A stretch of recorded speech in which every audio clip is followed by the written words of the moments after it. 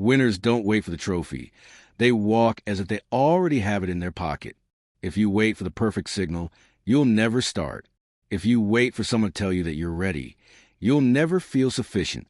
And if you keep asking reality for permission to believe yourself worthy, you're going to keep repeating the same story over and over again. No one becomes a millionaire when the money arrives.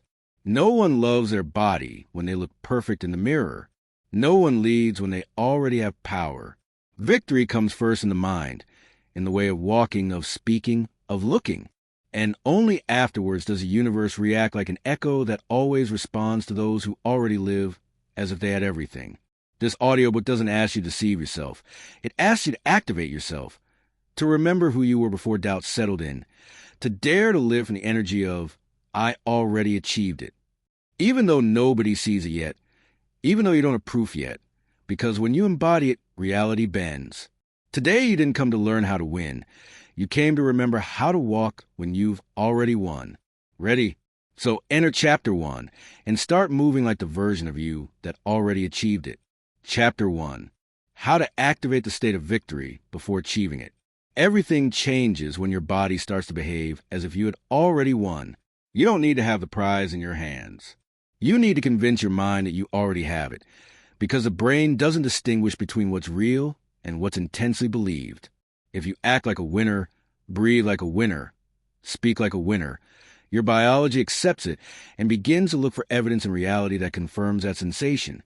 Imagine for a moment that you've just achieved what you've been dreaming of for years. What would your posture be like?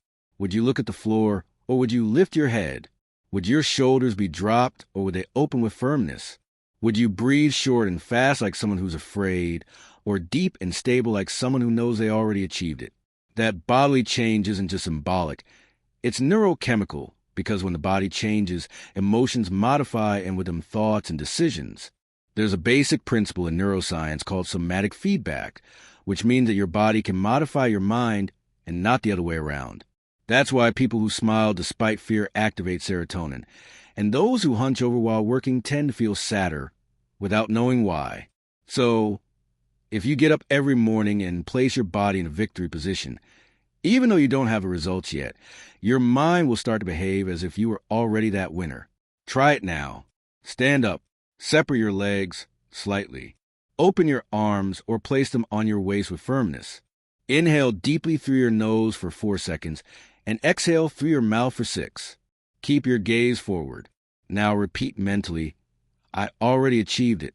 I'm just watching how everything falls into place. If you do this for 2 minutes, you'll have activated anticipatory dopamine, and that will change how you walk, how you speak, and how you decide during the day.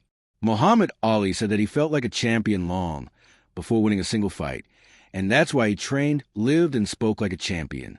Victory was just the consequence. You can also train that identity and convert it into a habit. It's not about pretending. It's about training the nervous system so it's ready before the opportunity arrives. From today on, don't ask yourself if you're sufficient. Ask yourself if you're breathing like a winner, if you're walking like a winner, if you're treating others as someone who already triumphed would, and you'll see how the environment, without you realizing it, starts to treat you as such.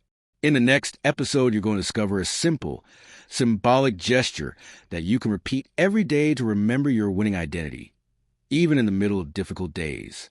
A 5-minute routine that acts as an anchor so you never forget who you are, even when the world questions it. Chapter 2. The daily gesture that converts you into who already triumphed. Sometimes you don't need a great feat to demonstrate who you are.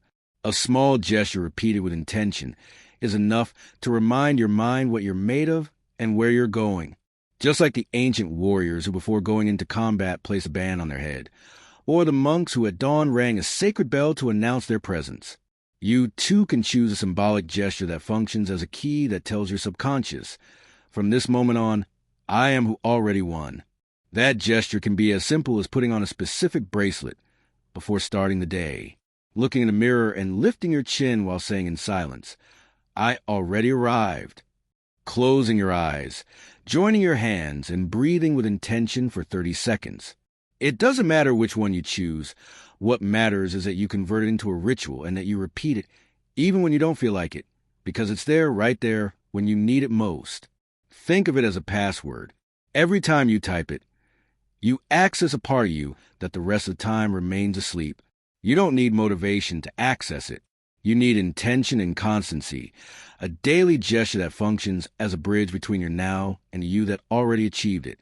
Just as an actor transforms when putting on their character's wardrobe, you can also transform by repeating that movement, that symbol, that anchor. There's a little-known story about Usain Bolt, the fastest man in the world, who before each race repeated exactly the same movements, a small prayer in silence, a gesture with his hands, a controlled breath, and a smile that many believed arrogant, but that in reality was his mental seal, his way of telling his body, you already know what's coming, you're already first. That's what you need to build, an invisible mark that activates your winning identity even on the most common days. Scientists call this priming, a kind of previous activation that prepares a mind to respond as if it already knew what was going to happen. And the most powerful thing is that it works even if you're tired, if you're sad, or if you don't see results yet, because the gesture doesn't depend on the environment. It depends on you, and that makes it an invincible tool. Starting tomorrow, choose your gesture, repeat it every day at the same time if possible, and convert it into your secret password, not to deceive others, but to awaken the true you, the one who already won and now just has to remember it. Now that you know how to activate your body and your identity, it's time to take care of your words. Because in the next chapter, you'll learn how to stop speaking like someone who doubts themselves and how to start speaking like someone who already arrived, even if you're still on the way. Your words create your world, and what you're saying is building what you're going to live. Chapter 3. How to stop speaking like a loser. What comes out of your mouth builds the house where you're going to live. ACH word is a brick. Each phrase an invisible blueprint that guides your steps without you realizing it. That's why if you speak like someone who doubts, who complains, who always justifies their failure, it doesn't matter how much you try, you're going to keep living like someone who isn't ready to win. And it's not just about avoiding bad words. It's about how you define yourself, about what you repeat, about what you tell every day. You say, I can't handle that. The same thing always happens to me. It's just that I don't have luck. Then you're decreeing and you're making a pact with that weak identity that says, I'm not sufficient. The good news is that that pact can be broken with something as simple as changing your language. Let's take an example. Imagine you're learning something new and you make a mistake. A loser says, I'm a disaster at this. A winner in process says, I don't have it yet, but I'm learning. Just that difference changes a complete destiny, because one closes and the other opens. One punishes itself and the other trains itself. Another example. Someone invites you to a project and you respond, I don't know if I can. Why not say, let me see how I can do it? You're sending a message to the world. But above all, you're sending a message to your mind, and the mind believes everything you tell it with sufficient repetition. When the writer Gabriel Garcia Marquez wasn't famous yet, he said out loud, I am a great writer, and they know it all over the world, even though nobody knew him yet. He repeated that phrase while he wrote, and while he received rejections from publishers. Years later, he won the Nobel Prize in Literature, not because he repeated magical phrases, but because he refused to speak like someone defeated. Try it. Listen to how you speak during the day, especially when you're alone, when you make mistakes, when someone criticizes you, when you're afraid, and then change the automatic phrases for new ones. Don't say I'm a failure. Say, this is part of my training. Don't say they never choose me. Say, I'm preparing myself for what awaits me. And like this, little by little, you're going to stop speaking like the one who loses, and you're going to start sounding like who already achieved it. You're already changing your body and your words. But now it's time for what many underestimate, your image. Because in the next chapter, you'll discover how to dress, not to impress others, but to communicate to your mind who you are and who you're becoming. Your attire isn't vanity, it's identity. Chapter 4. The power of dressing for your future. You don't dress just to go out on the street. You dress to remember who you are and who you're choosing to be. Each garment you use, each color, each small detail, not only communicates something to others, it also speaks to your mind and tells it if you're playing seriously or if you keep acting like someone who doubts. When you dress with intention, it doesn't matter if it's expensive or cheap, What's important is that you feel that it represents the winning version of yourself, the one that already crossed the finish line, the one that achieved what they dreamed and now walks with the posture and presence of someone who doesn't need to prove anything, because they project everything. Imagine an actor preparing for a great scene. They can have the text memorized, they can have rehearsed 100 times, but if they don't put on the wardrobe, they don't transform completely.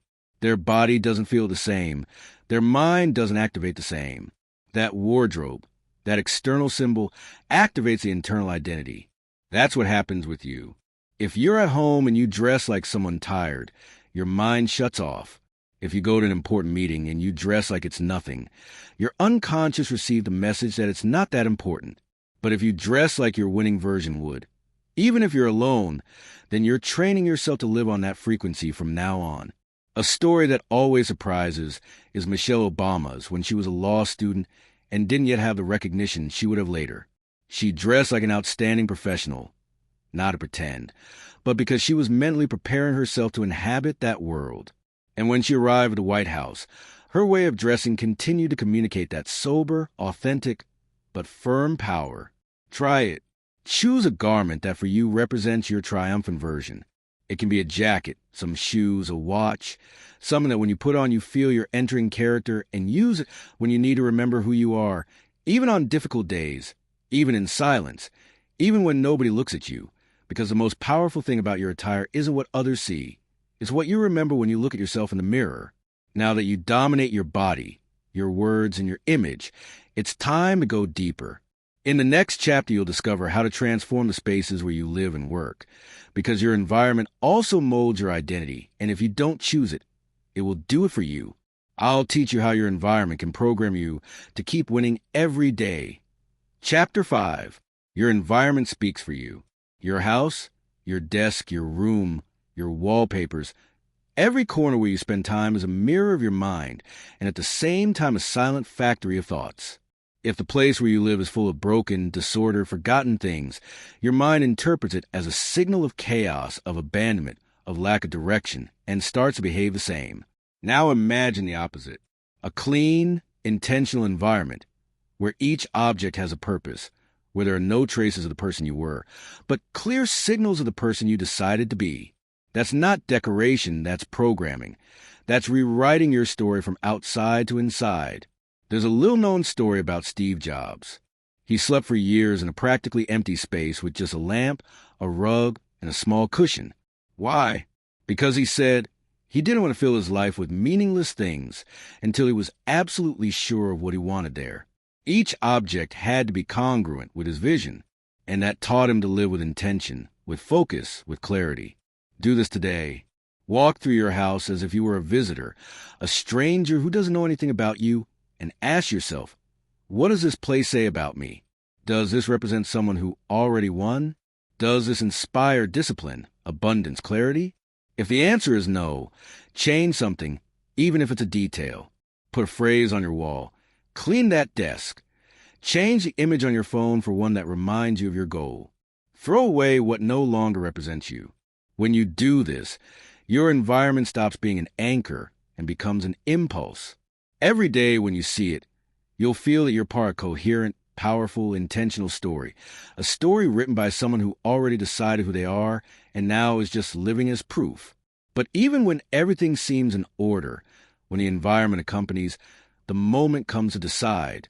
Every day there are paths, shortcuts, temptations. In the next chapter, I'll show you how to make decisions from your winning identity using a single question, one that changes everything, one that eliminates doubt and puts you in tune with your destiny. Chapter 6. How to make decisions like the one who already won. Successful people don't always know more, but they do decide faster, with fewer doubts and with more conviction. Why? Because they don't choose from fear or from lack. They choose from their identity, from the clarity of knowing who they are and where they're going. Most people decide by asking themselves, what's convenient for me? What's easier or worse yet? What will others say? But who already won on the inside? They ask themselves just one question, just one, and that changes everything. That question is, what would my winning version do today? When you convert that question into your compass, you free yourself from the noise, from the pressure, from the past, because you no longer choose as the person you were, nor as the one who doubts. You choose as who already arrived and is just making decisions that confirm their destiny. Think of it this way. If you were an Olympic champion who's weeks away from competing, would you eat just anything? Would you go to bed late? Would you cancel your training because someone invited you out? No, because each decision would have weight, a purpose, a direction. And if you live as if you had already won, your daily choices must reflect that. There's a story about Rafael Nadal. During his training sessions prior to an important final, he rejected every interview, every distraction, and followed the same routine. Sleep at the same time, eat the same thing, train with the same intensity. Even though he was already a champion, he acted as if he still had everything to prove, not because he doubted, but because he had chosen to live from his winning identity, and that gave him power. Do it today before responding to that message, before eating that thing you know you shouldn't, before postponing that thing you know is important.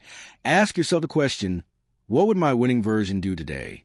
And do it without looking back, without justifying yourself, without asking permission, because each decision you make like this installs a new circuit in your mind, and each circuit strengthens the identity you decided to build. But what happens when you do everything right? You choose with clarity. You advance in silence, and nobody applauds you. When the results don't arrive, when nobody notices it, when doubt invades you. In the next chapter, you'll learn to stay firm even in that desert, because who already won doesn't need applause. They just need to advance, and in silence, they become unstoppable. Chapter 7. How to act when nobody applauds you yet. The most difficult moment isn't when you fail, not even when you doubt. The real challenge comes when you do everything right, but nobody notices it. When you're building in silence, sowing in the darkness, and there's no applause, no likes, no recognition, just you and your conviction. Many give up there, not from lack of capacity, but from lack of internal energy, because the world taught us to act when there's motivation. But the true winner acts even when there isn't any, because their motivation doesn't come from outside, it comes from their vision, from that future they already decided belongs to them. Imagine a sculptor carving a stone for months without anyone understanding what they're doing. It seems like just a gray block without form. Until one day, blow after blow, a majestic figure emerges, and everyone admires it, but only they know. How many hours did they spend without anyone telling them? You're doing well? The same happens with you.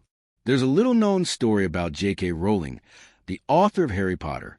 She wrote the first book in cafes with her daughter asleep in a stroller by her side, without money, without support, and was rejected by more than 10 publishers during that time. There were no fans, there was no success, just a woman writing, believing, advancing, as if she already knew that one day the world was going to read her. That's what Who Already Won does. Acts as if the applause were inevitable, as if victory were already written, and they just had to reach it step by step, without need for approval. So, if today you're at that point where nobody applauds you, where you ask yourself if it's worth it, here's the secret. Don't act to receive, act to confirm. Don't do it so they believe you. Do it because you already believed, and when that energy is born from within, you become invincible, even though you're alone. But sometimes it's not the world that stops you. It's your own inner voice, the one that tells you, you're not sufficient, you're not ready, you're going to fail. In the next chapter, I'll teach you how to silence that voice, how to use a mental interruption technique combined with powerful affirmations, so that every time your mind wants to sabotage you, you know exactly what to do and keep advancing like who already achieved it. Chapter 8. What to do when your mind tells you you're not sufficient. The most difficult battle doesn't occur outside of you. It occurs in your head, in that silent dialogue that nobody hears, but that defines everything you do or stop doing. Because it doesn't matter how prepared you are. If your mind whispers that you're not sufficient, your body believes it, your energy reflects it, and your actions confirm it without you realizing it. Everyone, absolutely everyone, has felt that voice sometime, the one that appears before speaking in public, before making an important decision, before starting something new, and whispers just what hurts most. What if you're not as good as you think? What if you make a fool of yourself? What if others discover you're not as capable? That voice isn't your enemy, but it's not your guide either. It's an old echo of your unresolved insecurities. What few know is that you can interrupt that voice in real time, like someone changing a radio station. And the first step is to identify the exact moment when it appears. Don't let it advance. Don't let it build arguments. Stop it with a technique that has been used by leaders, athletes, and speakers all over the world. Conscious mental interruption. Imagine you're about to enter a meeting and your mind says, "You're not prepared." At that instant, raise a finger discreetly, as if you're going to make a gesture to remember something, and say mentally, "Canceled." Yes, as if you were erasing the thought. And immediately replace that phrase with a powerful affirmation you've chosen in advance. It can be, "I already am," "I already have it," "I already did it," or "My preparation surpasses any doubt." It doesn't matter which one you use. What's important is that you repeat it with firmness. Because by doing so, you're creating a new pattern, and your mind little by little will learn to obey your strong version, not the weak one. Once, a young boxer named Cus D'Amato trained a boy full of fear, insecure, with a mind broken by traumas from the past. That boy was called Mike Tyson. And D'Amato didn't just train him physically, but mentally. He told him, "The hero and the coward feel the same, but the hero acts."